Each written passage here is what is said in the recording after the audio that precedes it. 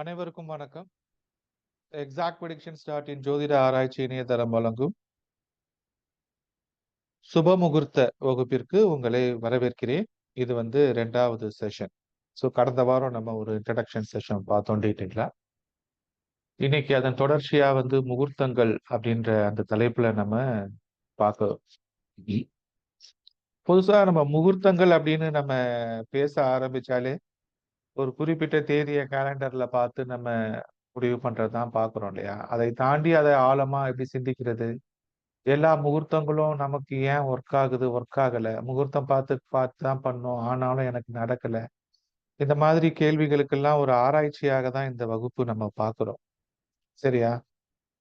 இன்னைக்கு நம்ம ஒரு செஷன் பார்ப்போம். இன்னும் 2, 3 செஷன் பார்ப்போம். அது தேவைகள பொறுத்து நான் எடுப்பேன். கண்டிப்பா 4 செஷன் எடுப்பேன். நம்ம இன்னைக்கு செகண்ட் செஷன்ல இருக்கோம். சரியா? இன்னைக்கு நம்ம பார்க்க போற ஒரு முக்கியமான தலைப்பு நேத்து நான் ஒரு ஹிண்ட் குடுத்திருந்தேன். யாரெல்லாம் அந்த குரூப்ப பார்த்தீங்கன்னு தெரியல. இந்த கேலண்டர்ல உங்களுடைய பஞ்சாங்கத்துல நீங்க ஒவ்வொரு தை கிடையாது. அந்த சித்திரை மாத பஞ்சாங்கம் வரும் இல்லையா? தமிழ் பஞ்சாங்கம். அந்த பஞ்சாங்கங்கள்ல ஒவ்வொரு வருடமும் நவ கிரகங்கள்ல ஒருத்தர் ராஜாவாகவும், ஒருத்தர் மந்திரியாகவும் அப்படின்ற ஒரு லிஸ்ட் இருக்கும். அத படிச்சிருப்பீங்க. அத வாழ்க்கையில நீங்க உணர்ந்திருக்கீங்களா? அப்படின்றது தான் இன்னைக்கு நம்ம சிந்திக்க போற ஒரு கேள்வி. ஏன் அது குடுத்திருக்குது? அதுபடிதான் நடக்குதா? அத யாராச்சும் உணர்ந்திருக்கிறீங்களா? உணரலையா? What is the importance on that? அது எப்படி நாட்டுக்கு தான் நடக்குமா? அது தனி மனிதனுக்கு அப்ளை ஆகுமா? அது ஒரு குடும்பத்துக்கு அப்ளை ஆகுமா? அப்படின்ற கேள்விகள் எல்லாம் உங்களுக்குள்ள எழுந்திருக்குதா? இல்ல அத சாதாரணமா நீங்க கடந்து போயிட்டீங்களா? ஏன்னா ஜோதிடம் படிக்க வரும்போது பஞ்சாங்கம் வாங்குவீங்க ஃபர்ஸ்ட்டு. பஞ்சாங்கத்துல படிக்கும் பொழுது அத ஃபர்ஸ்ட்டு பார்த்திருப்பீங்க. இது ஏதோ ஒ நாட்டுக்காக சொல்லியிருக்கிறாங்க போல இருக்குது. இது தனி மனிதனுக்கானது இல்ல அப்படின்ற மாரி கூட கடந்து போயிருக்கலாம். இல்லை அத ஆழமா சிந்திச்சு நீங்க உங்களுடைய வாழ்க்கையில பலன் சொல்றதுக்கோ, இல்ல வேற ஏதோ பர்ப்பஸுக்கோ யூஸ் பண்ணியிருக்கீங்களா? அப்படின்றது தான் உங்க முன்னாடி நான் வைக்கிற கேள்வி. ஃபர்ஸ்ட்டு அத பத்தி உங்களுடைய கருத்துக்கள தெரிஞ்சுக்கிட்டு நான் ப்ரொசீட் பண்றேன். நான் சொல்ற இந்த நவநாயகர்கள் என்பது ஒவ்வொரு வருஷமும் நவகிரகத்துல ஒருத்தர் ராஜாவாகவும், ஒருத்தர் மந்திரியாகவும், ஒருத்தர் சேனாதிபதியாகவும், ஒருத்தர் அர்க்காதிபதியாகவும், ஒருத்தர் மேகாதிபதியாகவும், ஒருத்தர் சாஸ்யாதிபதியாகவும், ஒருத்தர் ரசாதிபதியாகவும், ஒருத்தர் நீரசாதிபதியாகவும், ஒருத்தர் தானியாதிபதியாகவும் அப்படின்ட்டு 9 விதமான பதவிகள நிர்ணயம் செஞ்சுக்கிட்டு அவங்க பலன்கள் குடுப்பாங்க அப்படின்ட்டு பஞ்சாங்கத்துல இருக்கு. இது எப்படி கண்டுபிடிக்கிறாங்க? ஏன் இத பஞ்சாங்கத்துல ஒவ்வொரு வருஷமும் போடுறாங்க? அப்படின்றத பத்தி தான் நம்ம இன்னைக்கு பார்க்க போறோம். ஸோ இத பத்தி உங்களுடைய கருத்துக்கள சொல்லுங்க. ஃபர்ஸ்ட் இங்க அனுபவம் வாய்ந்த ஜோதிடர்கள் இருப்பீங்க. உங்களுடைய புரிதல்கள், உங்களுடைய பார்வையில இத எப்படி அனுமானிச்சிருக்கீங்க? இது பலன் தருதா? தரலையா? இல்ல கடந்து போயிட்டீங்களா? அப்படின்றத சொல்லுங்க. ஒரு சின்ன டிஸ்கஷன். அதுக்கப்புறம் நம்ம வகுப்புக்குள்ள சுப்பிரமணியன் சார். வணக்கம். வணக்கம் சார். ராஜான்னு எடுக்கிறது அதுக்கு முந்தின பங்குனி அமாவாசைக்கு என்ன தேதி இந்த அளவுக்கு ஒரே பங்குனி மாசத்து அமாவாசைக்கு அந்த இதை வச்சுட்டு அந்த வருஷம் எப்படி நல்லா நாட்டுல நாட்டுக்கு தான் போட்டிருக்காங்க பலன் தனிப்பட்ட நாட்டுக்கு என்ன சுபிக்ஷம் கிடைக்கும் அப்படிங்கறத வச்சு இந்த ராஜா வச்சு அதே மாதிரி மழை எப்படி பெய்யும் அப்படிங்கிறது மேகாதிபதி மேகாதிபதி வச்சு இதான் மெயினா நம்ம பண்றோம். மற்றபடி இத இந்த இந்த விஷயங்கள வச்சு நம்மளுடைய வாழ்க்கையில என்ன நடக்குது அப்படின்ற பலன் யாராச்சும் எடுத்து பார்த்திருக்கீங்களா?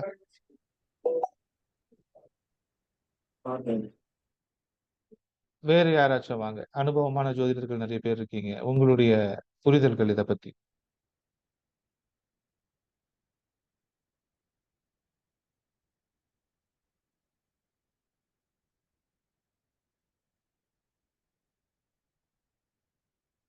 பயங்கரமான அமைதி இருக்குது. நீயே சொல்லு அப்படின்றீங்களா? ஓகே. சோ ஆக்சுவலி இது வந்து இந்த பஞ்சாங்கங்கள் நம்மளுடைய மரபுகள்ல வந்து இது தமிழ் தென்னகத்துல தான் இந்த பஞ்சாங்கத்தை நம்ம பார்க்கிறோம்ல. அப்ப அந்த காலத்துல வந்து சார் வணக்கம் சார். சொல்லுங்க பாலா.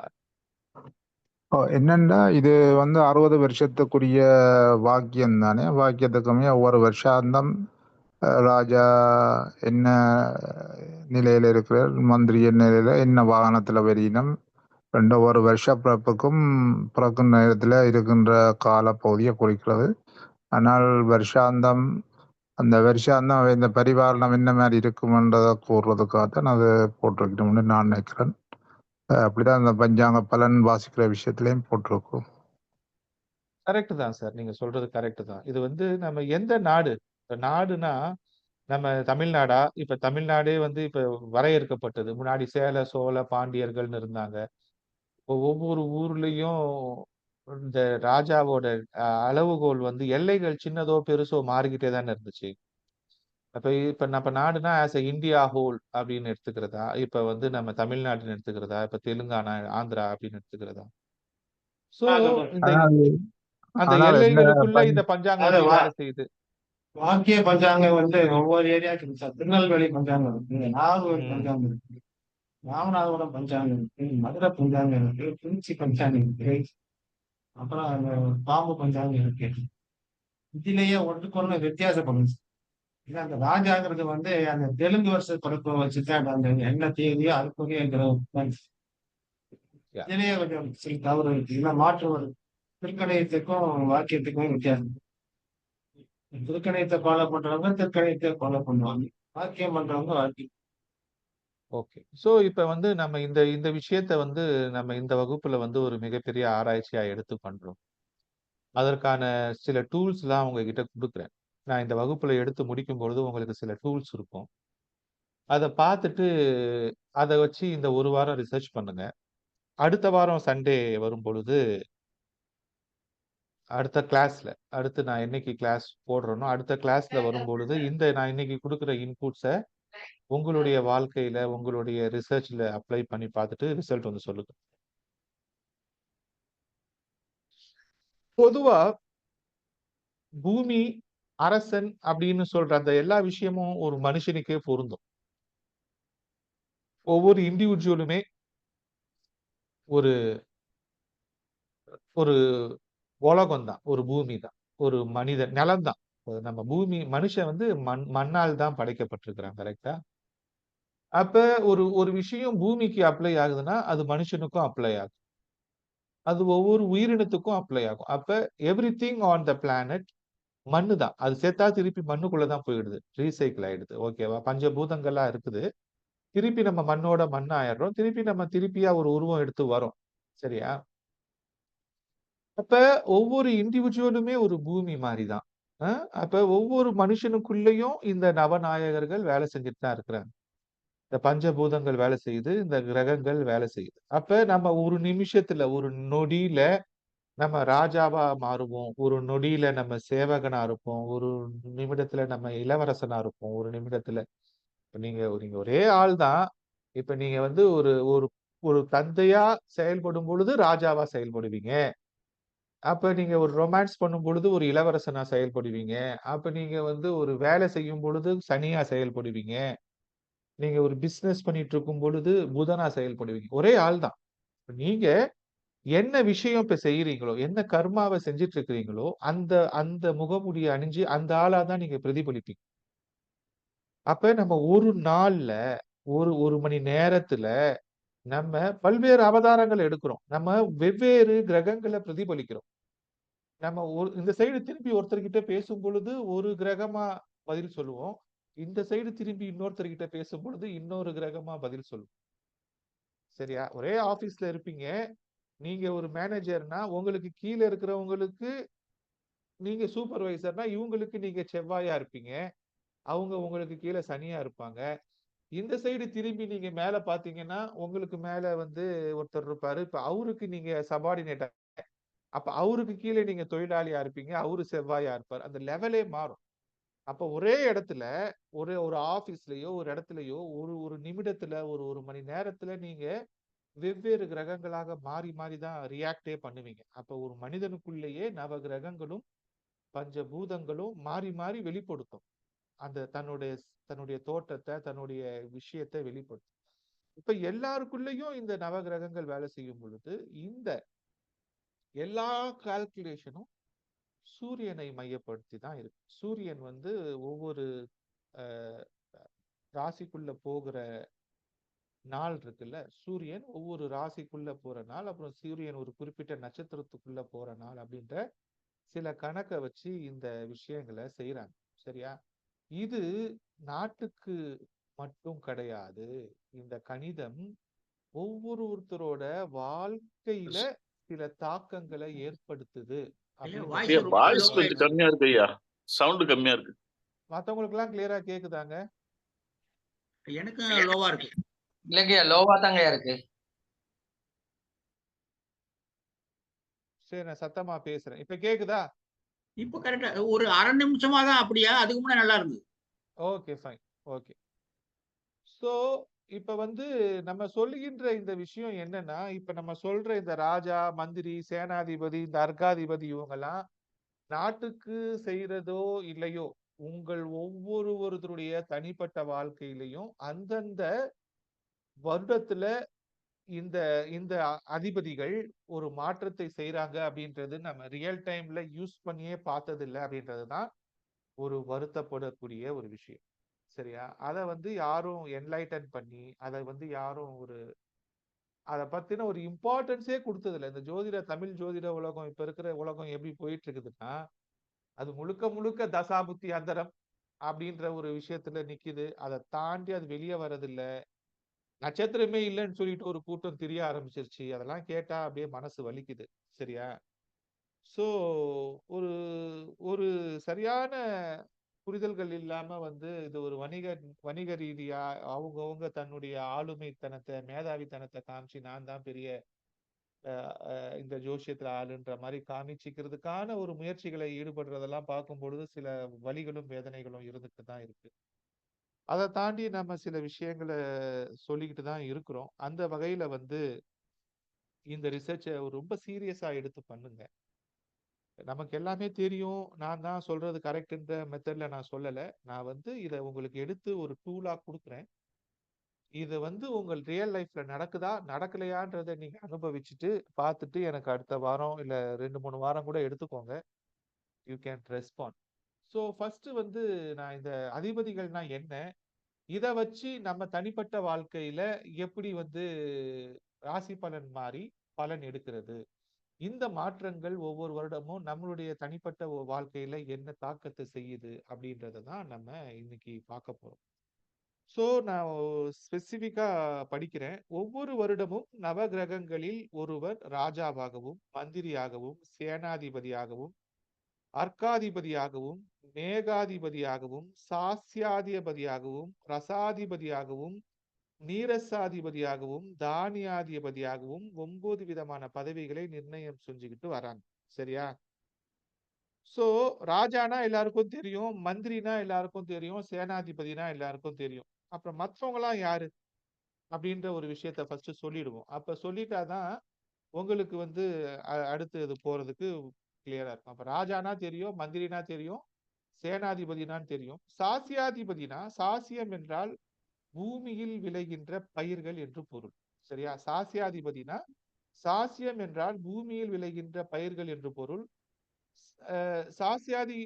சாசியாதிபதி வந்து பயிர்களுக்கு அதிபதி.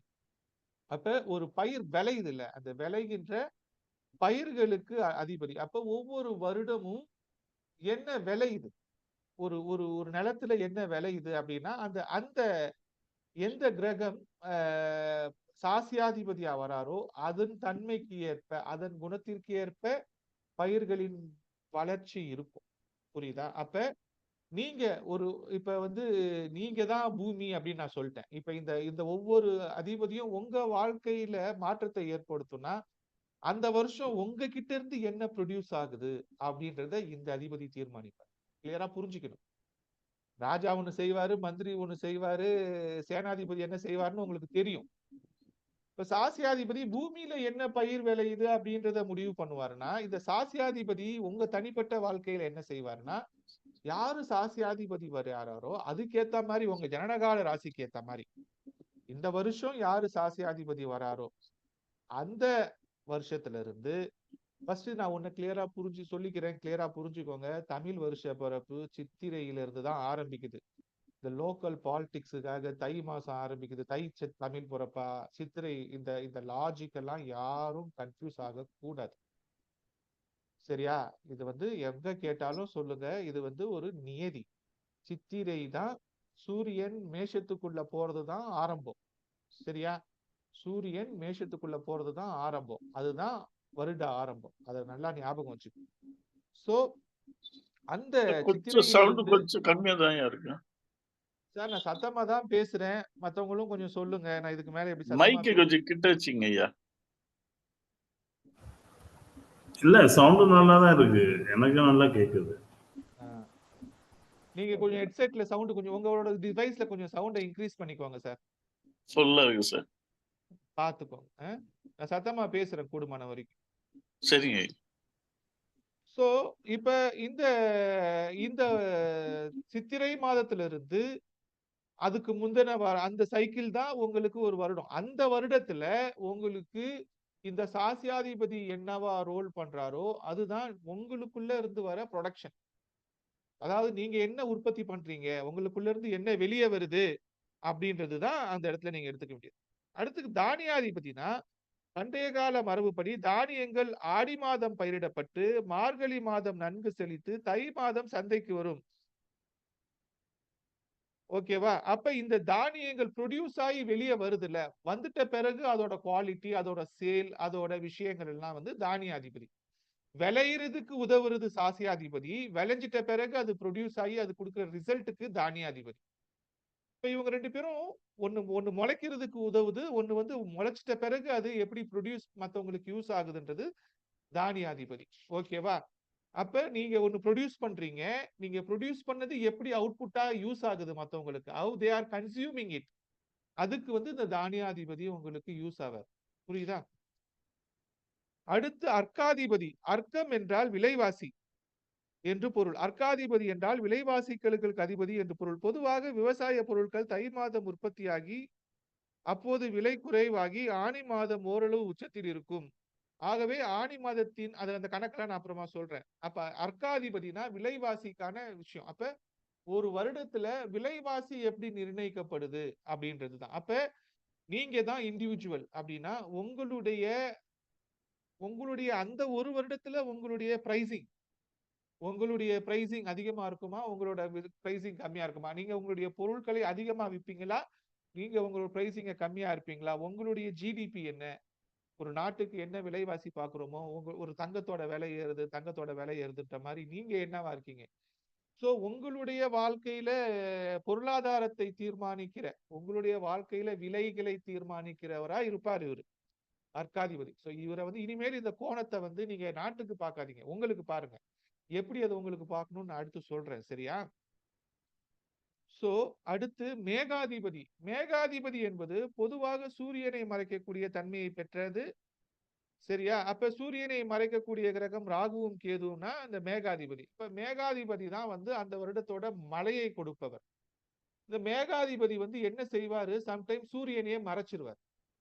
அப்ப இந்த மேகாதிபதி எப்படி வேலை செய்வார் உங்க லைஃப்ல மழை பெய்யுறது, உங்க லைஃபுக்கு தேவையான நீர், உங்க லைஃபுக்கு தேவைய பஞ்சபூதத்துல ஒன்றான நீர், அந்த ஃப்ளோ, வாட்டர் ஃப்ளோ அது எந்த அளவுக்கு இருக்கும், உங்க லைஃபுக்கு தேவையான கம்ஃபர்ட், அதிகமா வெள்ளம் வந்துருச்சா இல்ல வந்து தண்ணி வறட்சி வந்துருச்சா, உங்க வாழ்க்கைக்கு தேவையான தண்ணி இருக்கா, உங்க வாழ்க்கைக்கு தேவையான வறட்சி இருக்குதா, இல்ல வந்து உங்களுக்கு அதிகமான ஈட்டா இருக்கும்போது மேகம் வந்து மறைக்கணுமா, வசந்த காலம் வரணுமா, இளவேனில் காலம் வரணுமா, இல்ல நீங்க கோடை காலத்திலேயே இருப்பீங்களா, ஒரு கோடை மழை வரணுமா, இவ்வளவும் உங்க வாழ்க்கைக்குள்ள யாரு தீர்மானிப்பானா இந்த மேகாதிபதி தான் தீர்மானிப்பார்.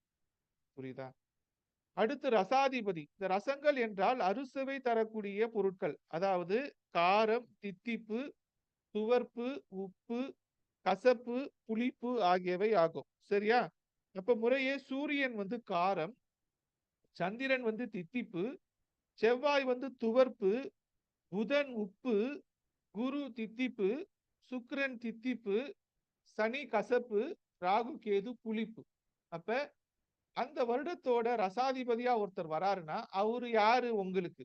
அவரு உங்களோட ஜனனகால ஜாதகத்துல என்னவா ப்ளே பண்றாருன்ற மாதிரி பல கணக்குகளுக்கு ஏத்த மாதிரி அந்த ரசாதிபதி உங்களுக்கு உங்களோட வாழ்க்கையில கசப்பை கொடுப்பாரா, இனிப்பை குடிப்பாரா, புளிப்பை கொடுப்பாரா, எந்த மாதிரியான டேஸ்டான வாழ்க்கையை அந்த வருஷம் ஃபுல்லா கொடுப்பாரு அப்படின்றதுதான் இதுல நம்ம எடுத்துக்க வேண்டிய. புரியுதா? சோ ஒவ்வொரு தமிழ் வருடத்திலையும் உங்களுக்கு மாறும் பொழுது உங்களுக்கு இந்த வருடத்துல புளிப்பா, தித்திப்பா, இனிப்பா, காரமா, கசப்பா அப்படின்றத தீர்மானிக்கிறவர் இந்த ரசாதிபதி. சரியா?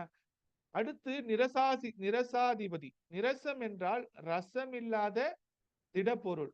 அதாவது பொதுவா நவரத்தினங்கள், ஜெம்ஸ் ரசம் இல்லாத திடப்பொருளாகும். அதன்படி நிரசாதிபதி என்றால் நவரத்தினங்கள் உற்பத்திக்கான அதிபதி. அப்ப உங்களோட லைஃப்ல வந்து ஒரு மகிழ்ச்சியான காலங்கள் வரும் பொழுது நவரத்தினங்கள் உள்ள வரும்.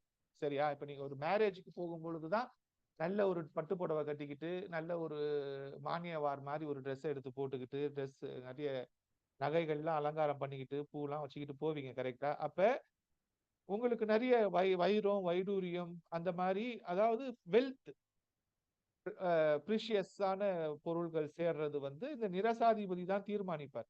அப்போ ஒரு குறிப்பிட்ட வருடத்துல நிரசாதிபதி யாரா வராரோ அவரை பொறுத்து தான் உங்களுடைய ஜனனகால ராசிக்கு ஏத்த மாதிரி உங்களுக்கு அந்த வருடம் வந்து ஐஸ்வர்யங்கள் சேரும்.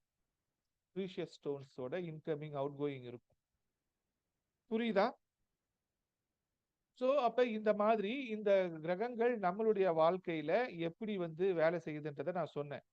அப்ப இவங்க வந்து வருஷத்துக்கு இவங்க இந்த ராஜாவா மந்திரியா அப்படி வேலை செய்யும் பொழுது கூடவே இவங்க அடிஷ்னலா சில வேலைகளையும் செய்வாங்க.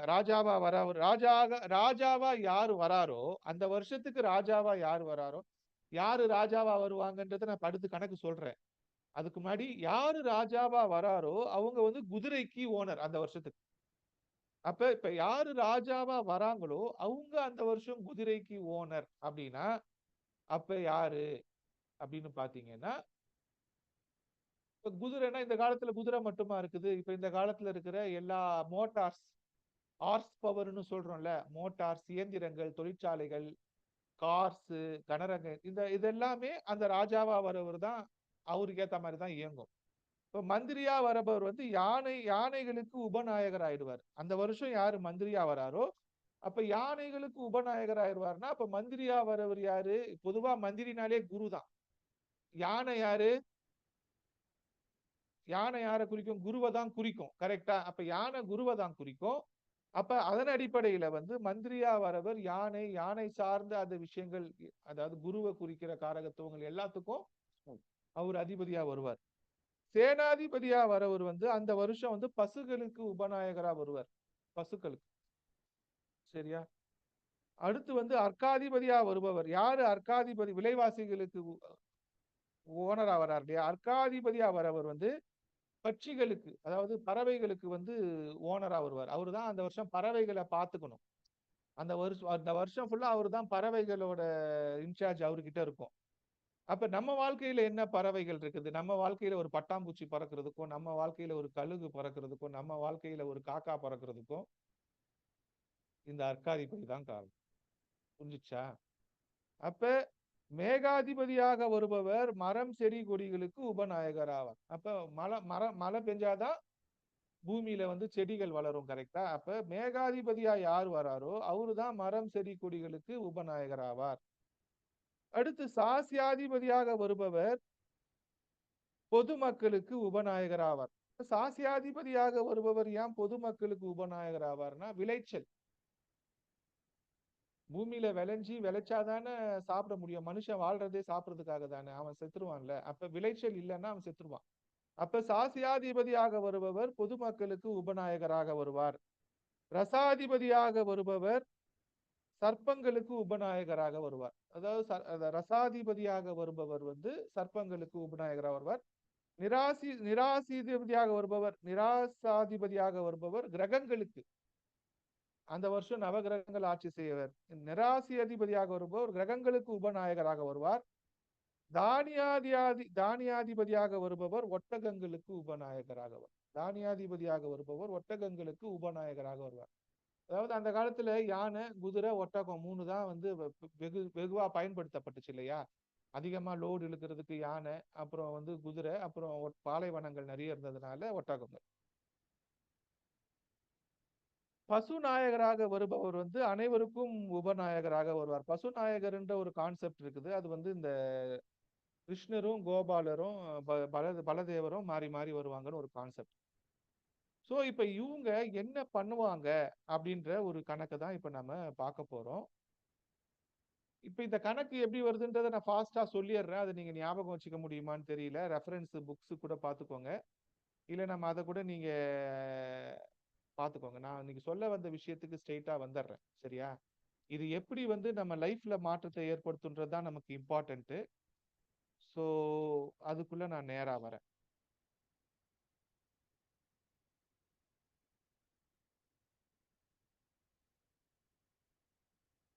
கிரகங்கள் ராஜா ஆவதால் 12 ராசிகளில் பிறந்தவர்களுக்கும் அவ்வாண்டின் ஆதாயம் அதாவது ஒருத்தர் ராஜாவாயிட்டார்னா, இந்த வருஷம் யார் ராஜா? அவரு செவ்வாயா, இல்ல அவரு சூரியன் ராஜாவாராரா, சந்திரன் ராஜாவாராரா, புதனா, சுக்கிரனா, குருவா, சனியா? ராகு கேது கிடையாது. நம்ம 7 வாரம் இருக்குல்ல, 7 வாரத்துல இருக்கிறவங்க தான் ராஜாவா மந்திரியா மாறி மாறி வருவாங்க. ராகு கேது இதுல வராது. அப்ப யாரு அந்த வருஷம் ராஜாவா வராங்களோ, அந்த ராஜாவா வரவங்களுக்கு வச்சு, அந்த ராஜாவா வரவங்களை வச்சு உங்க வாழ்க்கையில உங்க ஜனனகால ராசி என்னவோ அந்த ராசிக்கு ஏத்த மாதிரி அந்த ஒரு வருஷம் ஃபுல்லா பலன் இருக்கு. அதுக்கேத்த மாதிரி தான் அவர் பலனை கொடுக்குறாரு அப்படின்ற ஒரு சூட்சமம் இருக்கு. அதை தான் நம்ம இன்னைக்கு பார்க்க போறோம். சரியா? அப்ப இதை எப்படி பார்க்க போறது அப்படின்னா வந்து உங்களுக்கு வந்து இதுக்கு ஒரு கணக்கு இருக்குது. இந்த கணக்கு வந்து முழுக்க முழுக்க மேக்ஸ். அதை தான் நான் ப்ரோக்ராமா எழுதி இருக்கிறேன்.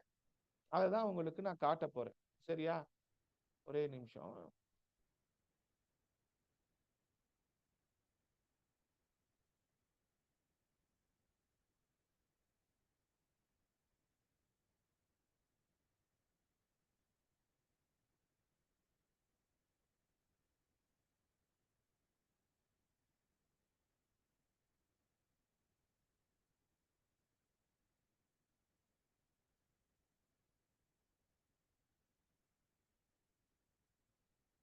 ஸோ என் ஸ்க்ரீனை ஷேர் பண்றேன், பார்த்துக்கோங்க. ரொம்ப இன்ட்ரெஸ்டிங்கா இருக்கும்.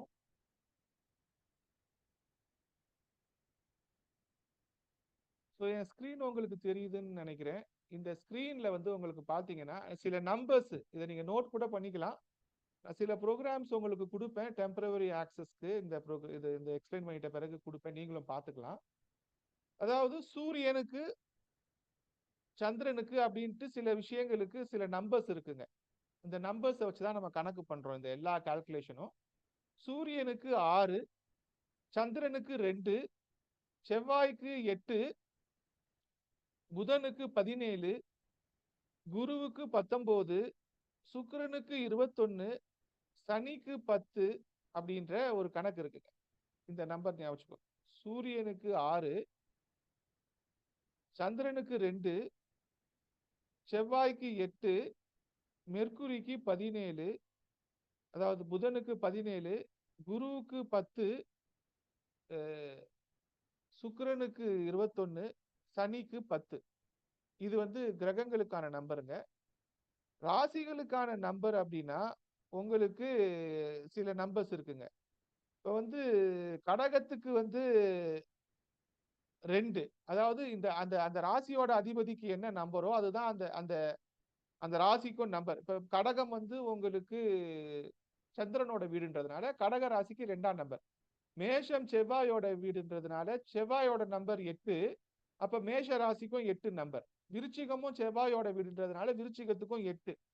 இப்ப மிதுனம் வந்து புதனோட வீடுன்றதுனால மிதுனத்தோட நம்பர் 17ன்றதுனால மிதுனத்துக்கும் 17, கன்னிக்கும் 17. ஏன்னா இது ரெண்டும் உங்களுக்கு புதனோட வீடு. தனுசும் மீனமும் குருவோட வீடுன்றதுனால குருவோட நம்பர் 19 தான் உங்களுக்கு தனுசுக்கும் மீனத்துக்கும். ரிஷபமும் துலாமும் சுக்கிரனோட வீடுன்றதுனால அது வந்து உங்களுக்கு 21 சுக்கிரனோட நம்பர். மகரமும் கும்பமும் சனியோட வீடுன்றதுனால 10. சிம்மம் வந்து நம்ம சூரியனோட வீடுன்றதுனால 6. இந்த நம்பரை வச்சு என்ன பண்ணுவோம் அப்படின்னா, இந்த நம்பரை வச்சு நம்ம வந்து சில கணக்கு பண்றோம். இப்ப இந்த ஸ்கிரீன் உங்களுக்கு தெரியுதா? இப்ப நான் வந்து உங்களுக்கு இந்த குரூப்ல வந்து சில யூஆர்எல் அனுப்புறேங்க. இந்த யூஆர்எல் வந்து டெம்பரவரி யூஆர்எல் இது நான் வந்து ஐ அம் ஜஸ்ட் டூயிங் தட். இதை வந்து நீங்க இந்த வாரம் யூஸ் பண்ணுங்க. திஸ் இஸ் நாட் பெர்மனண்டா இருக்காது. இந்த வாரம் யூஸ் பண்ணுங்க. நான் குரூப்ல போடுறேன்.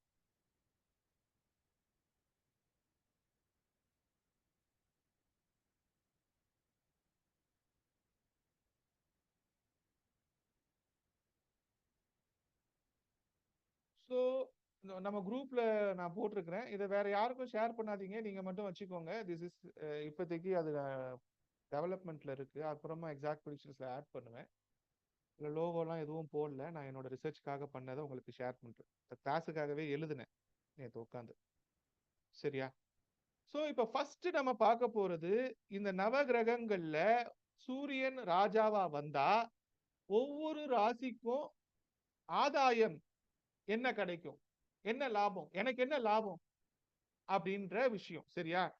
அப்ப என்னென்னலாம் நம்ம படிக்க போறோம்னா, எந்த கிரகம் ராஜா ஆனா 12 ராசிகளில் பிறந்தவர்களுக்கு அவ்வாண்டின் ஆதாயம் கெயின், அவ்வாண்டின் விரயம் லாஸ், அவ்வாண்டின் ஆரோக்கியம் ஹெல்த், அவ்வாண்டின் அனாரோக்கியம் இல்லெல்த் உடல் நலிவு, அந்த ஆண்டின் ராஜபூஜிதம் அதாவது ராஜ வெகுமதி பெனிஃபிட்ஸ் ஃப்ரம் கவர்மெண்ட், அந்த ஆண்டின் ராஜ கோபம் அதாவது அரசாங்கத்தின் மூலமா கோபம், இன்கம் டாக்ஸ் ரைட் மாதிரி சம்திங், ராஜ தண்டனை மாதிரி.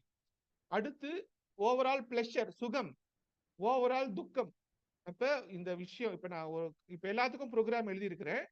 அதுக்கு உங்களுக்கு கொடுத்துருக்கிறேன். சரியா? அப்ப இந்த நவ கிரகங்கள்ல சூரியன் ராஜாவானா, செவ்வாய் ராஜாவானா, புதன் ராஜாவானா, ஒவ்வொரு ராசிக்கும் ஒரு கணக்கு இருக்கு.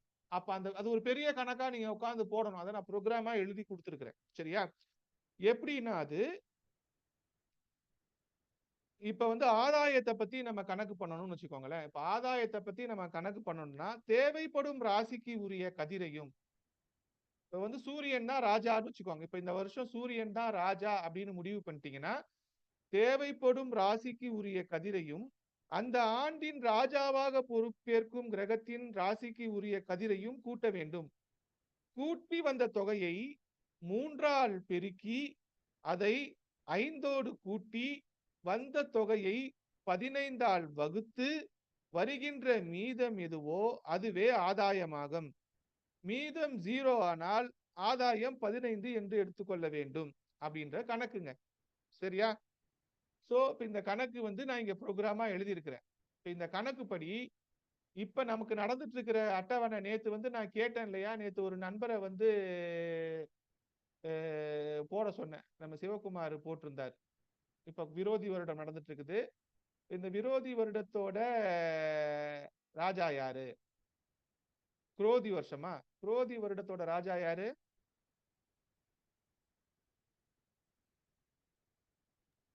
செவ்வாய். செவ்வாய். ஆமா. அடுத்த வருஷம் யாருங்க? சித்திரைக்கு அப்புறம் சூரியன் வருவார். அப்ப இன்னும் 2 மாசம் வரைக்கும் நமக்கு ராஜா வந்து செவ்வாய் தான். இப்ப செவ்வாய் தான் இல்லையா? ஆமாங்க. ஆமா. இப்ப செவ்வாய் நடந்துட்டு இருக்காரு. அப்ப இப்ப செவ்வாய் நடந்துட்டு இருக்கிறதுனால இப்ப நம்ம இந்த சூரியனுக்கு போக கூடாது.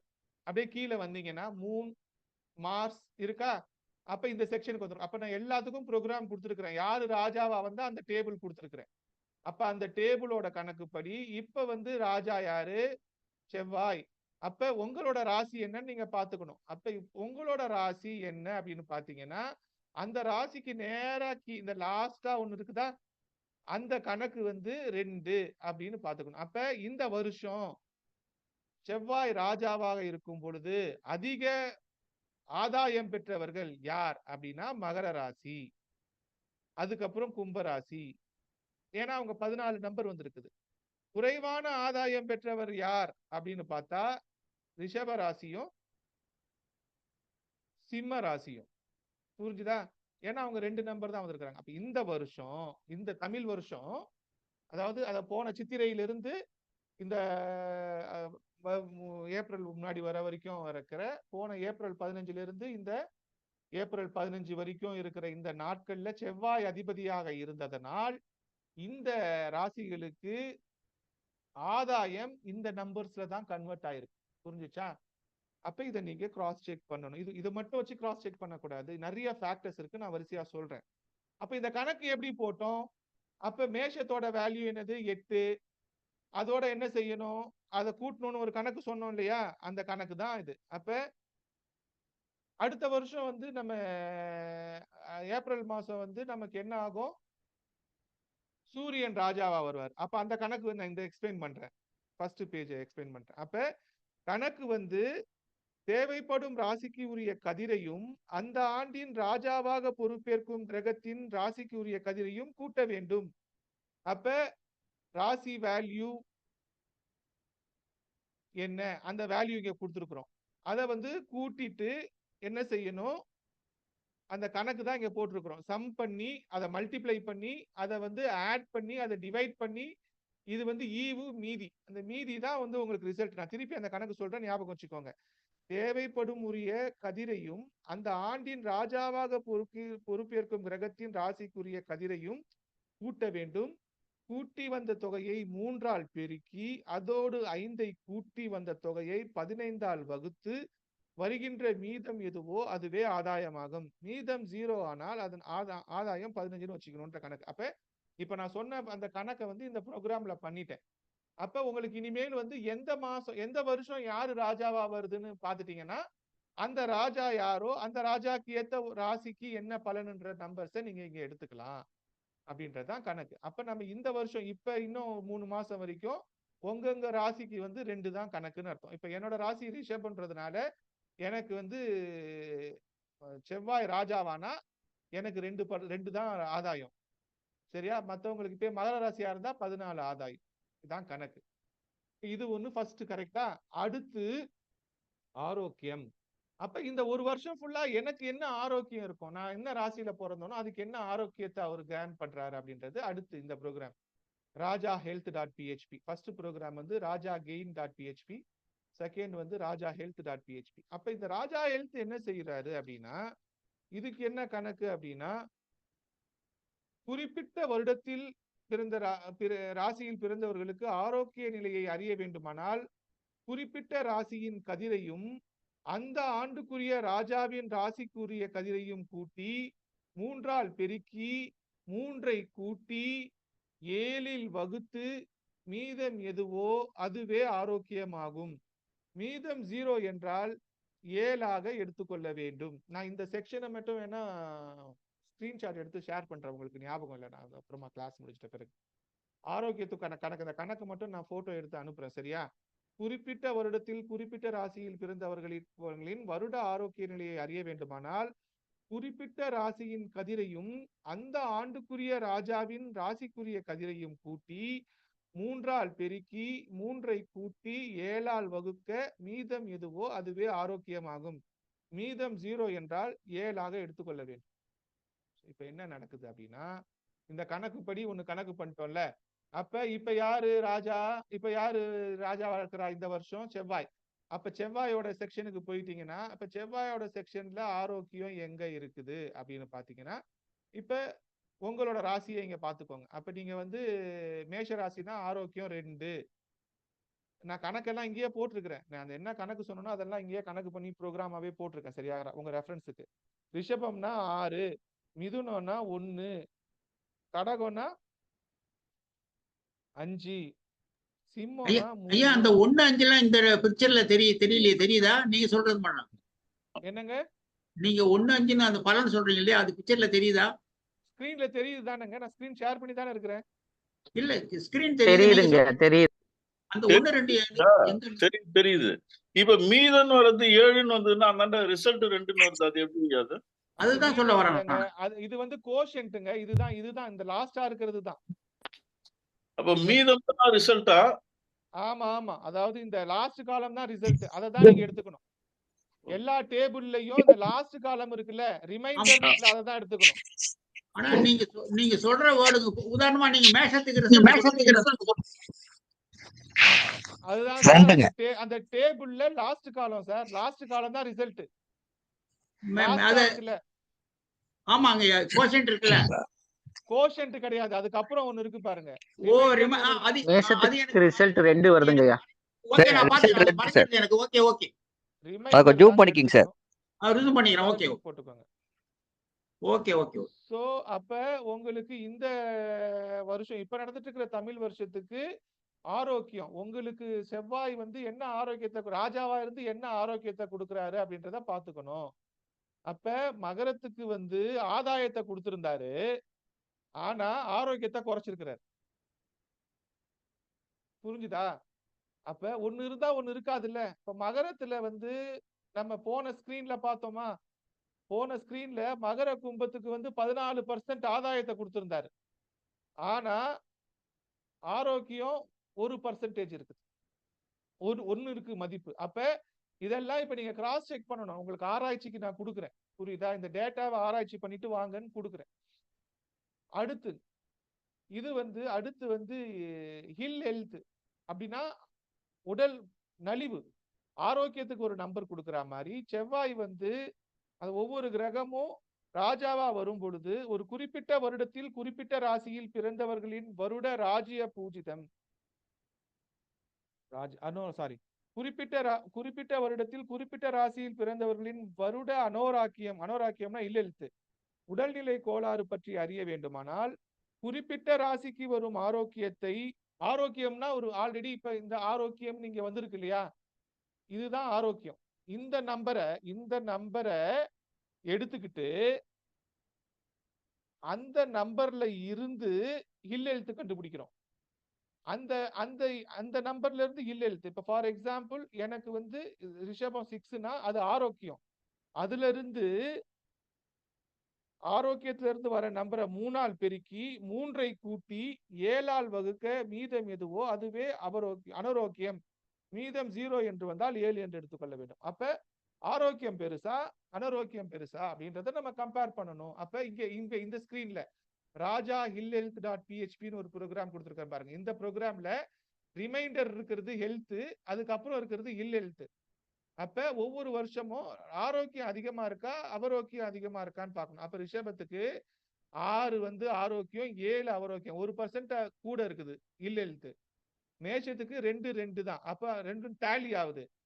அப்ப சிலருக்கு எங்க அதிகமா மாறுது, அப்ப மகரத்துக்கு வந்து 1 ஆரோக்கியம் 6 அபரோக்கியம். அப்ப சிலருக்கு வந்து மீனத்துக்கு 7 ஆரோக்கியம் 3 அபரோக்கியம்.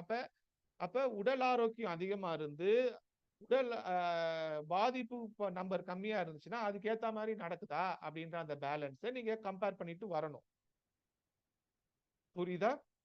அப்ப இந்த நவநாயகர்கள் யாரு ராஜாவா வராங்களோ அவங்க உங்க ராசிக்கு அந்த ஒரு வருஷத்துக்கு எவ்வளவு ஆரோக்கியத்தை கொடுக்குறாங்க, எவ்வளவு அபரோக்கியத்தை கொடுக்குறாங்க அப்படின்றத, ஹில் ஹெல்த்தை கொடுக்குறாங்கன்றத இந்த ராஜா ஹில் ஹெல்த் .php உங்களுக்கு கொடுக்குது. அடுத்து கெயின்ஸ் ஃப்ரம் கவர்மெண்ட்.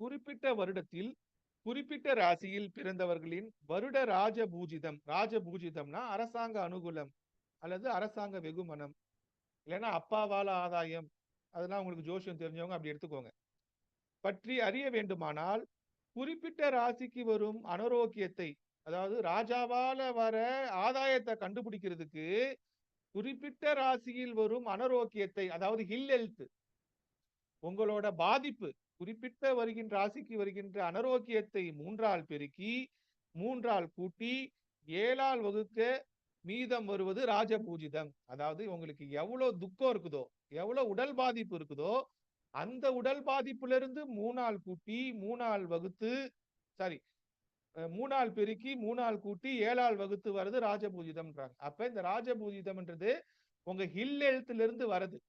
அப்ப இந்த வருஷம் செவ்வாய் இருக்கிறது அப்படின்னா செவ்வாயோட கெயின்ஸ் ஃப்ரம் கவர்மெண்ட் என்ன அப்படின்னா மேஷ ராசியோட கெயின் ஃப்ரம் கவர்மெண்ட் 2, ரிஷபத்தோட கெயின் ஃப்ரம் கவர்மெண்ட் 3, மிதுனத்தோட கெயின் ஃப்ரம் கவர்மெண்ட் 7. அப்ப இந்த வருஷம் அதிகமா அரசாங்கத்தால ஆதாயம் அடைஞ்சவங்க மகரம், கும்பம், மிதுனம், கன்னி.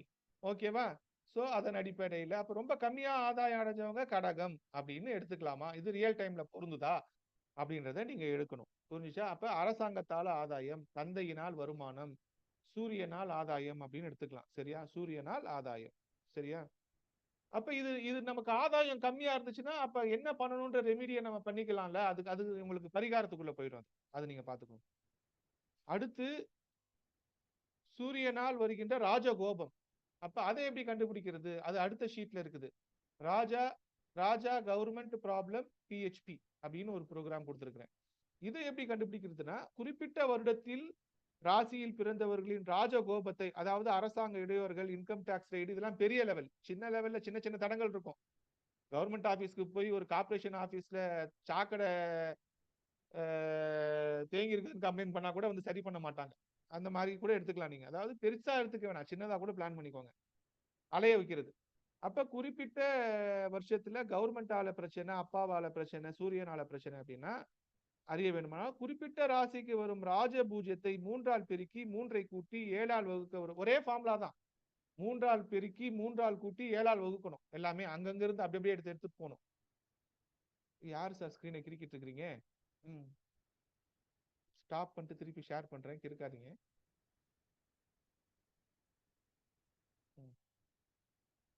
சோ அப்ப வந்து ராஜகோபம் அப்படின்றது இப்ப இந்த வருஷம் செவ்வாயா இருக்கிறதுனால ராஜகோபம் எங்க இருக்குது அப்படின்னா ராஜகோபம் 5, 2 அப்படின்ட்டு மேஷத்துக்கு 2, ரிஷபத்துக்கு 5 அப்படின்னு போகுது. அப்ப மிதுனத்துக்கு வந்து கடகத்துக்கு ராஜகோபம் அதிகமா இருக்குது. 1 கெயின் கம்மியா இருக்கு. இப்ப கெயின் கம்மியா இருக்கு. அப்ப இந்த ராஜகோபத்தையும் ராஜ ஆதாயத்தையும் நீங்க கம்பேர் பண்ணலாம். அதாவது முன்னாடி ஆதாயத்தையும் உடல் அது ஆரோக்கியத்தையும் அனரோகத்தையும் ஆராய்ச்சி பண்ண மாதிரி ஆதாயத்தையும் எதிர்ப்பையும் இந்த ஷீட்ல நீங்க கம்பேர் பண்ணிக்கிட்டீங்கன்னா ஆதாயமும் இதுவும் ஒரே லெவல்ல இருந்துச்சுன்னா பெருசா பிரச்சனை இல்லை. ஆதாயம் அதிகமா இருந்து பிரச்சனை அதிகமா இருந்துச்சுன்னா அதை கம்பேர் பண்ணுங்க. இல்ல ஆதாயம் அது அதிகமா பிரச்சனை அதிகமா இருந்து ஆதாயம் கம்மியா இருந்துச்சுன்னா அதை கம்மி பண்ணு. அதுக்கு ஏத்த மாதிரி நடக்குதான்னு பாருங்க. அப்ப இந்த நம்பர்ஸ் உங்க ஜனனகால ராசிக்கு எப்படி வருதுன்னு பாருங்க. அப்ப அடுத்த வருஷம் எங்க பாப்பீங்க? அடுத்த வருஷம் சூரியன் தான் ராஜா. அப்ப இந்த டேபிள தான் ரெஃபர் பண்ணணும். அப்போ ஒவ்வொரு வருஷமும் ஒருத்தர் ராஜாவா வந்துருவார். அப்ப எந்த டேபிள் வேணுமோ அந்த டேபிளை நீங்க ரெஃபர் பண்ணிக்கலாம். புரிஞ்சுச்சா? அடுத்து சுகம், கம்ஃபர்ட். அப்ப இந்த ராஜாவா ஒருத்தர் வர்றதுனால உங்களுக்கு சுகம் எப்படி வருது? உங்களுக்கு சுகம் தானே முக்கியம், 4ஆம் வீடு இல்ல. அப்ப ஒரு குறிப்பிட்ட வருடத்தில் குறிப்பிட்ட ராசியில் பிறந்தவர்களுக்கான சுகம், குடும்ப ஒற்றுமை, குழப்பமில்லாத வாழ்க்கை, கம்ஃபர்டான ஒரு ஜோன் இருக்குதா அப்படின்னு பார்க்கணும். அப்ப அது பற்றி அறியணும்னா ராஜகோபத்தை 3ஆல் பெருக்கி 3ஐ கூட்டி 7ஆல் வகுக்க வருகிறது. அந்த வருடத்தின் சுகம் ஆகும். அப்ப ராஜகோபம் வந்து போன ஸ்கிரீன்ல இருந்துச்சு இல்லையா லாஸ்டா, அந்த ராஜகோபத்தை எடுத்துக்கிட்டு அந்த ராஜகோபத்தை 3ஆல் பெருக்கி 3 கூட்டி 7ஆல வகுத்தா வருது உங்களுக்கு என்ன வருதுன்னு பாத்தீங்கன்னா அது சுகம். அப்ப இப்ப மார்ஸ் செவ்வாய் வந்து ராஜாவா இருக்கிறதுனால இந்த வருஷம் மேஷத்துக்கு 2ஆம் நம்பர் வந்து சுகம், ரிஷபத்துக்கு 4, மிதுனத்துக்கு 5, கடகத்துக்கு 7. என்னடா இது கணக்குன்னு உங்களுக்கு கன்ஃபியூஷனா இருக்கலாம். கடகத்துக்கு வந்து பல விஷயம் பிரச்சனையா இருந்துச்சு. கடகத்துக்கு பல விஷயம் பிரச்சனையா இருந்தாலும் சுகம் பாதிக்கப்படலை அப்படின்றது அங்க ஒண்ணு வருது. அப்ப கடகம் வந்து எங்க வருது? சுகம் வந்து 7ன்னு வருது. அப்ப ஒண்ணு இருந்தா ஒண்ணு இருக்காதுன்றதுதான் இங்க கணக்கு. எது இருக்கு எது இல்லை, எதை அப்ப அனுபவிச்சுக்கணும், எப்ப சுகத்தை அனுபவிச்சுக்கணும், எப்ப பிரச்சனையை அனுபவிச்சுக்கணும், பிரச்சனையே இருந்தாலும் சுகமா இருப்பான் போல இருக்குது அப்படின்ற மாதிரி எல்லாம் கணக்கு பண்ணணும். இப்ப ஆராய்ச்சி எங்க நீண்டுட்டு போகுது பாருங்க. அப்ப இதுக்கு ஏத்த மாதிரி நீங்க பண்ணுங்க. அப்ப சுகம் இப்படி இருக்குதுன்னா அப்ப சுகத்துக்கு ஆப்போசிட் ஒண்ணு இருக்கும்ல, அது என்னது? துக்கம். அப்ப இந்த துக்கத்தோட கணக்கு எப்படின்னா இந்த சுகத்துல இருந்து எடுத்து என்ன பண்ணணும்? குறிப்பிட்ட வருடத்துல யார் ராஜாவா வராங்களோ அவங்களால நமக்கு துக்கம் வருது, குடும்ப பகை, வாழ்க்கையில் பல விதத்திலும் குழப்பம் அந்த மாதிரி வருதுன்னா, அதுக்கு வந்து அந்த குறிப்பிட்ட வருஷத்துல வர சுகத்தை 3ஆல் பெருக்கி 7ஆல் வகுக்க 3ஐ கூட்டி 7ஆல் வகுக்க வருகின்றது அவரிடத்தின் துக்கம். அப்ப சுகம் துக்கம் இங்க ஒரே டேபிள்ல இருக்கும். அப்ப நம்ம இப்ப இந்த வருஷம் செவ்வாய்ன்றதுனால உங்களுக்கு சுகம் துக்கம் இங்க இருக்கு. அப்ப துக்கம் வந்து மேஷத்துக்கு 2, சுகமும் 2. அப்ப மேஷராசி டேலி எல்லாத்துலயும் டேலி பண்ணியிருக்கிறாங்க இந்த வருஷம். ரிஷபம் வந்து 4, 1. அப்ப ரிஷபத்துக்கு சுகம் 4, துக்கம் 1. மிதுனத்துக்கு சுகம் 5, துக்கம் 4. கடகத்துக்கு சுகம் 4, துக்கம் 3. சிம்மத்துக்கு 6 சுகம் 7 துக்கம். சிம்மத்துக்கு சிம்மத்துக்கு 6, 7. கன்னிக்கு வந்து 5 சுகம் 4 துக்கம். துலாத்துக்கு வந்து 4 சுகம் 1 துக்கம். விருச்சிகத்துக்கு 2, 2 ஈக்குவலா இருக்குது. தனுசுக்கு வந்து 1 சுகம் 6 துக்கம். தனுசு ராசிக்காரங்க ரொம்ப துக்கப்பட்டிருப்பாங்களோ தெரியல. மகரம் வந்து 5, இவரு 4. கும்பம் 5, 4. மீன ராசிக்காரங்களுக்கும் 1, 6. அப்ப குருவோட ராசிக்காரங்க ரொம்ப அடி வாங்கி இருப்பாங்க போல இருக்கு. நம்ம வாழ்க்கையிலேயே பொருந்தி போகுமோ? சரி பார்க்கலாம். லக்னக்காரங்களா இருப்பாங்களா சார்? தனுசு லக்னம் இது எல்லாமே ராசிக்கு தான். சரி சரி சார். நான் சொன்னது எல்லாமே ராசிக்கு தான். சரியா? சோ இதுதான் உங்களுக்கு நான் இன்னைக்கு கொடுத்துருக்க ப்ரோக்ராம். எல்லாரும் அந்த லிங்கை ஓபன் பண்ணி பாத்தீங்களா? அவங்க ஸ்கிரீன்ல ஓபன் ஆகுதா?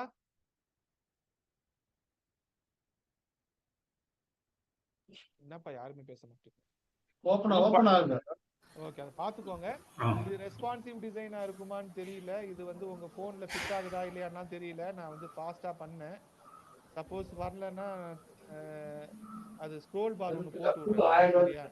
உங்களுக்கு போன்ல தெரியல அப்படின்னா நான் ஒரு ஸ்க்ரோல் பார் போட்டு விடுறேன். இன்னைக்கு சாயந்தரத்துக்குள்ள அதை அப்டேட் பண்ணி திருப்பி இந்த லிங்க் அனுப்புறேன். சரியா? நான் வேகமா பண்ணது கொஞ்சம் ரெஸ்பான்சிவா மாத்தணும். அதனால சிலருக்கு போன்ல அந்த நம்பர்ஸ் தெரியாம இருக்கலாம். அப்படி தெரிஞ்சதுன்னா தெரியலனாலும் வெயிட் பண்ணுங்க, சாயந்தரத்துக்குள்ள. அடுத்து வந்து நான் வந்து உங்களுக்கு ஒரு ப்ரோக்ராம் மியூட் போட்டுக்கோங்க சார். இப்ப நான் இந்த ஒரு ப்ரோக்ராம் வந்து பண்ணிட்டு இருக்கேன். இந்த ப்ரோக்ராம்னா நான் இந்த வகுப்போட சார் மியூட் போட்டுக்கோங்க சார் எல்லாரும்.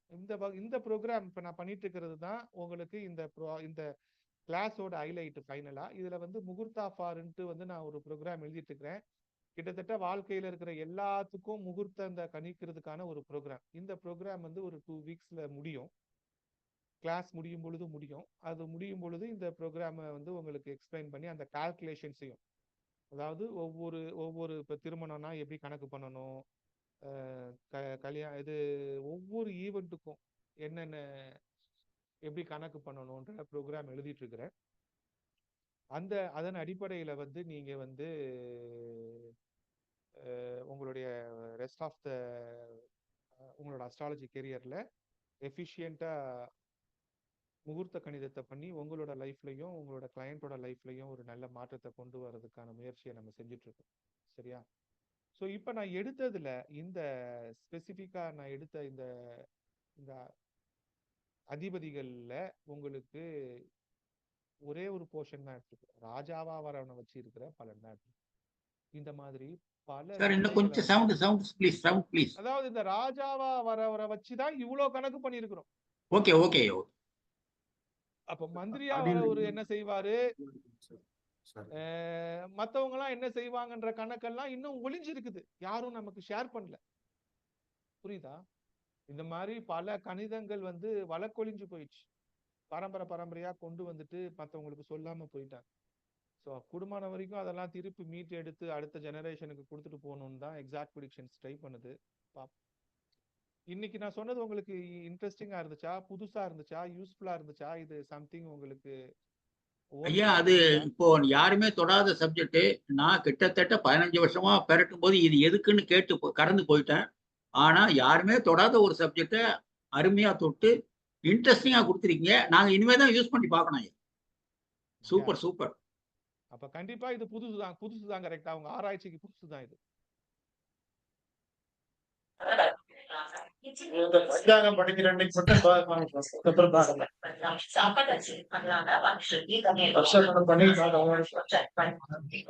இது வரைக்கும் ஸோ அப்ப வந்து இது வந்து பூமிக்கானது கிடையாது. நம்ம தான் பூமின்னு புரிஞ்சுக்கிட்டு நம்ம வாழ்க்கையில இந்த தாக்கத்தை எப்படி ஏற்படுத்துது அப்படின்றத பார்க்கணும்.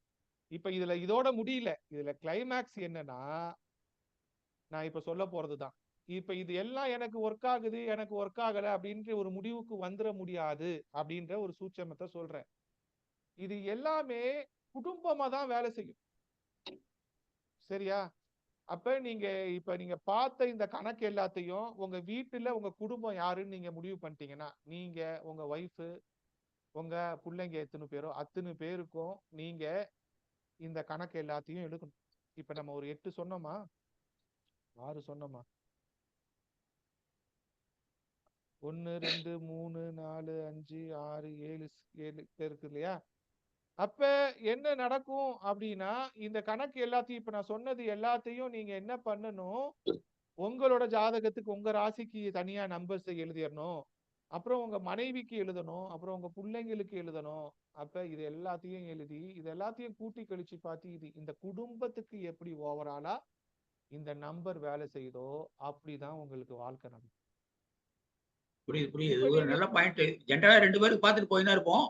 ஆனா ஒரு 5 பேருக்கு பார்க்கும்போது அது கலெக்டிவ் ஒரு ஸ்ட்ரென்த் கிடைக்கும், புரிஞ்சுக்கலாம். இது வந்து இந்த பலன் தனிப்பட்டு நடக்காதுன்றதுதான் சூட்சமம்.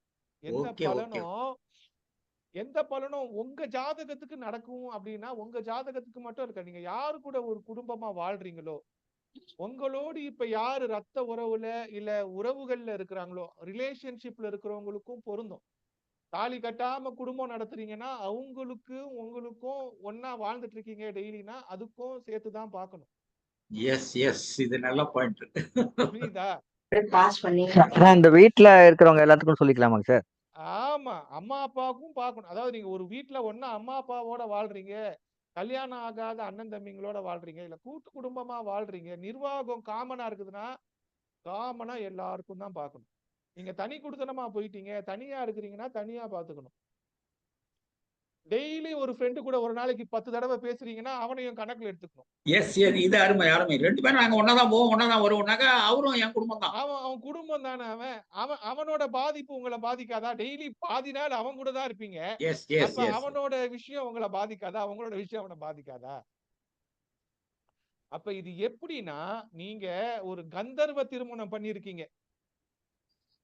எங்கேயோ ஒரு நாள் போய் யாரோ ஒரு பொண்ணை பார்த்து ஒரு பையனை பார்த்து உங்களுக்கும் அந்த பொண்ணுக்கும் ஒரு உறவு ஏற்பட்டுருச்சு. அதுக்கப்புறம் அந்த பொண்ணு உங்களையே நினைச்சிட்டு இருக்குது, நீங்க நினைச்சிட்டு இருக்கீங்க, பிரிஞ்சுதான் இருக்கீங்க. உடலால் பிரிஞ்சிருக்கீங்க, உள்ளத்தால ஒன்னாதான் இருக்கீங்க. அது உங்களை கணவனாதான் ஏத்துட்டு இருக்குதுன்னா அந்த பொண்ணுக்கும் ராசியும் உங்களோடதையும் பாதிச்சுதான் ஆகும். ஆமா ஆமா ஆமா. அப்ப எங்கேயோ விட்ட குறை தொட்ட குறை அபிஷியலா டிஸ்கனெக்ட் ஆகலைன்னா அதெல்லாம் உங்க வாழ்க்கையை பாதிக்கும். நீங்க ஜாதகத்தை என் ஜாதகம் அப்படின்னு பார்த்து எனக்கு மட்டும் நடக்கலைன்னா கனெக்டிவ்ல எங்கேயோ ஒரு இடத்துல பிரச்சனை டிஸ்கனெக்ட், அவ்வளவுதான். ஓகே. ப்ராப்பரா டிஸ்கனெக்ட் பண்ணணும். தலாக் சொல்லணும். வேணானா வேணான்னு சொல்லு, வேணும்னா வேணும்னு வச்சுக்கோ. அவ்வளவுதான். Yes yes. நான் சொல்றது புரியுதா? உறவோ, ரிலேஷன்ஷிப்போ, ஃப்ரெண்டோ, வேலையோ, கர்மா எல்லாமே ஏதோ உன்னோட கனெக்ட் ஆகுது. உன்னோட 360 டிகிரில ஒரு வீட்டோட கனெக்ட் ஆகுது. ஏதாச்சும் ஒண்ணு முடிஞ்சிச்சு, முடியல, அபிஷியலா டெர்மினேட் பண்ணும். 2 பேரை கூட வச்சுதானே சாட்சி போடுறேன். இன்னையில இருந்து இந்த வீடை வாங்குறேன், சாட்சி. இன்னையில இருந்து என் பொண்டாட்டி கல்யாணம் பண்ணா கூட சாட்சி தானே. அப்ப இன்னையில இருந்து உன் கூட அண்ணன் தண்ணி புலங்கிறது இல்ல, அத்து விட்டுறணும். நாட்டாமைய வச்சு அத்து விட்டுறணும். அப்ப ஒருத்தரை ப்ராப்பரா கட் பண்ணலன்னா அந்த விட்டகுறை தொட்டகுறை எல்லாம் நமக்கு வரும். அப்ப ஜோசியம்ன்றது எல்லா வெயிட்டேஜையும் பார்த்து பண்ணணும். இப்ப நான் சொன்னது எல்லாம் நார்மலா உங்க குடும்பத்துல எவ்வளவு பேர் இருக்கிறாங்களோ அவங்களோட எல்லாரோட சுகதுக்கத்தை சேர்த்துதான் நீங்க நகர்த்திட்டு போவீங்க. அப்ப அது எல்லாத்தையும் பார்த்துதான் உங்க வாழ்க்கை நடக்கும். ராஜாக்கு மட்டும் பார்த்தா போதுமா ஐயா? மந்திரி இவங்க எல்லாம் தேவையில்லை. இது மெயின் இதுதான். ஆமா, இவ்வளவுதான் எனக்கு கிடைச்சிருக்குது. எனக்கு கிடைச்சதை நான் ப்ரோக்ராம் பண்ணி கொடுத்துருக்கேன். நான் மத்தது எனக்கு ஆமா. கிடைக்கும் போது சொல்றேன் நான். ஆனா அதுவும் இதுல பாதிப்பு இல்ல நன்மை கொடுக்க வாய்ப்பு இருக்கு. அது நீங்க காமனா புரிஞ்சுக்கலாம். யாரு மந்திரியா வராரோ அவர் அவரு நண்பர்கள். உங்களுக்கு இன்டெலிஜென்ஸ கொடுப்பாரு. யாரு சேனாதிபதி வராரோ உங்களுக்கு தைரியத்தை கொடுப்பாரு. அப்ப உங்களோட வாழ்க்கையில அந்த அந்த அதிபதி என்ன தாக்கத்தை ஏற்படுத்துறாருன்ற ரிசர்ச்சை நீங்க உங்க அனுபவத்துல உணரணும். நட்பா பகையான்னு பாத்துக்கணும். நட்பா பகையா இல்ல அவரு உங்களுக்கு 1-5 இருக்கிறாரா? அந்த மாதிரி என்னென்ன ஜோசிய கணக்கு இருக்குதோ அதெல்லாம் பாத்துக்கணும். அப்ப இந்த வருஷம் மேகாதிபதியா வரவரு உங்க வாழ்க்கையில எவ்வளவு தண்ணியை கொடுக்குறாரு, இந்த வருஷம் இந்த அர்க்காதிபதி அவரவர் உங்க வாழ்க்கையில எவ்வளவு கடன் ஏற்றத்தாழ்வுகளை கொடுத்துறாரு, விலைவாசி ஏற்றத்தை நிர்ணயிக்கிறாரு. அது எல்லாத்தையும் சில வருஷம் நல்லா என்கிட்ட நிறைய பணம் வந்துச்சுப்பா, அந்த வருஷம் நல்லா இருந்தேன்ப்பா, நிறைய இன்கம் வந்துச்சுப்பா அப்படின்னு உங்களுக்கு ஏதாச்சும் ஒரு இயர் ஞாபகம் வந்துச்சுன்னா அந்த வருஷத்தோட அர்க்காதிபதி யாருன்னு போய் பாருங்க. அதே அர்க்காதிபதி திருப்பி எப்ப வந்தாரோ அந்த வருஷமும் நல்லா வந்துச்சான்னு பாருங்க. அவரு திருப்பி அர்க்காதிபதியா வந்தா உங்களுக்கு காசு வந்துடும். எந்த வருஷம் ரொம்ப கஷ்டப்பட்டீங்களோ அந்த வருஷம் அர்க்காதிபதி யாருன்னு பாருங்க. அவரோட 2-3 அர்க்காதிபதியை பாருங்க. அவரு அப்படி வந்திருந்தாருன்னா அந்த வருஷம் உங்களுக்கு அந்த பிரச்சனை சிமிலரா இருந்துச்சுன்னா அதை பிக்ஸ் பண்ணுங்க. அனுபவம் தான் வாழ்க்கை.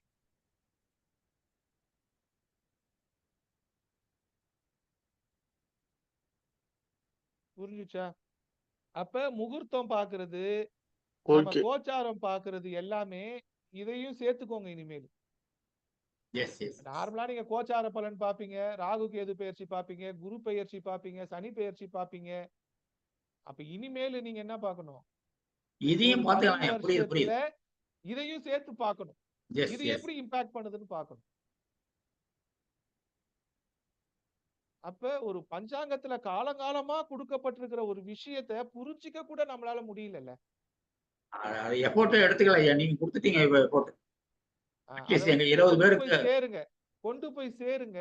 எவ்வளவு பேருக்கு கொண்டு போய் சேர்க்க முடியுமோ சேருங்க. எஸ் எஸ் எஸ் நல்ல பாயிண்ட். சார் அருமையா நடத்திருக்கீங்க சார். இது பஞ்சாங்கம் ரொம்ப வருஷமா வச்சிருக்கோம், பட் அதோடைய பலன் இதுவரையிலும் தெரியல. இப்போ உங்க மூலமா தான் இதை தெரிஞ்சுக்கிட்டோம். ரொம்ப நன்றி சார். பஞ்சாங்கத்துல இருக்குன்னு சொல்லிடுவாங்க சார். நாங்கள் அதை பார்த்துட்டு அதுக்கு என்னன்னு தெரியாது, அதை அப்படியே பார்த்துட்டு போயிடுவோம். அதான் இனிமே பார்க்கணும், பார்த்துட்டு தாக்கத்தை இப்பதான் ஒவ்வொன்றுக்கும் ஒவ்வொரு அர்த்தங்கள் இருக்கு. அதுக்கு நம்ம அதை எப்படி அது எடுக்கணும்னு சொல்லி எடுத்து பார்க்கணுங்க சார். இன் அடிஷன் ராஜா, மந்திரி, சேனாதிபதி அப்படின்னு நிறைய இருக்கும். பட் அது பஞ்சாங்க படிக்கும்போது நம்ம நினைச்சிருப்போம். ஆனா வந்து பஞ்சாங்க படிக்கும்போது படிக்கிறாங்க சார். ஆமா, இல்ல அது நம்ம வீட்டுக்கும் தான், அது வீடு தான் உலகம், வீடு தான் நாடு இல்ல. ஆஸ் அ ஹோல் நாடுன்றது 4ஆம் வீடு. ஆஸ் அ ஹோல் நம்ம வீடுன்றதும் 4ஆம் வீடு, நம்ம உடம்பும் 4ஆம் வீடு, கருப்பையும் 4ஆம் வீடு, கல்லறையும் 4ஆம் வீடு. ஓ ஆமா ஆமா. ஓகேவா? அப்ப செத்து போனாலும் இதுதான் வேலை செய்யும், உயிரோடு இருந்தாலும் இதுதான் வேலை செய்யும். பிறந்தாலும் உருவமாக இருந்தாலும் அருவமாக இருந்தாலும் எல்லாத்துக்கும் ஒண்ணுதான் ரூல்ஸ். ரத்த சொந்தங்களும் 4ஆம் வீடு. ஆமா. சோ இத பாருங்க. நான் இன்னைக்கு வந்து ஆக்சுவலி எனக்கு கொஞ்சம், நான் ஆக்சுவலி புனேல இருக்கிறேன். நான் ஒரு கம்பெனில வந்து புதுசா சிஇஓவா சேர்ந்திருக்கிறதுனால நிறைய வேலை இருக்கு. அதுக்கு மத்தியிலையும் நான் வந்து நேரத்தை செலவு பண்ணி அஸ்ட்ராலஜியை விட்டுடக்கூடாதுன்றதுக்காக தான் இந்த மாதிரி கிளாஸ் எல்லாம் போடுறேன். நான் ஏன் இந்த மாதிரி கிளாஸ் எல்லாம் போடுறேன்னா, மற்ற வேலைகளுக்கு நடுவுல ஜோசியத்தை விட்டுறக்கூடாதுன்ட்டு எதையாச்சும் ஒண்ணு கமிட் பண்ணணும். நம்ம ஒண்ணு கமிட் பண்ணா நமக்காக மக்கள் வெயிட் பண்ணுவாங்களே, நாளைக்கு கேட்பாங்களேன்றதுக்காக நான் இது மாதிரி பண்ணிக்கிறேன். இந்த சூட்சமத்தை உங்களுக்கு ஏன் சொல்றேன்னா, நம்ம வந்து சோம்பேறி ஆயிடுவோம், இல்ல நம்ம வந்து ஒரு விஷயத்தை செய்யாம தள்ளி போட்டுருவோம். அப்ப நம்ம எதையாச்சும் ஒண்ணு கமிட் பண்ணிக்கணும் லைஃப்ல. அப்படின்னா தான் நம்ம அதுக்குன்னு நேரத்தை ஒதுக்கி நம்மளை கொண்டு போவோம் அப்படின்றதுக்காக சொல்றேன். சரியா? Okay okay. நான் அடுத்த வாரம் ஞாயிற்றுக்கிழமை ரொம்ப நன்றி சார். நல்ல டீச்சிங் சார், நல்லா இருந்தது. எனக்கு வந்து இன்னொரு மீட்டிங் 11:30 மணிக்கு இங்க இருக்கு. நான் ஓகே ஓகே. இங்க வந்து அடுத்த வாரம் ஞாயிற்றுக்கிழமை வந்துருங்க. அடுத்த வாரம் மேபி நான் சென்னைக்கு வர மாதிரி இருந்துச்சுன்னா 1 நாள் 2 நாள் தான் சென்னைக்கு வருவேன். அப்ப நான் மீட்டிங்கை வந்து வேற நாள் போடுறேன், இல்ல நைட்டு போடுறேன்னா நான் சொல்றேன், எக்ஸ்கியூஸ் பண்ணி அந்த டைம்ல சேர்த்துக்கோ. Okay okay, sure sure sir. Okay sir, ரொம்ப தேங்க்யூ சார். சொல்லுங்க சார். நன்றி நன்றி. சூப்பர் சார், ரொம்ப தேங்க்யூ சார். தேங்க்யூ.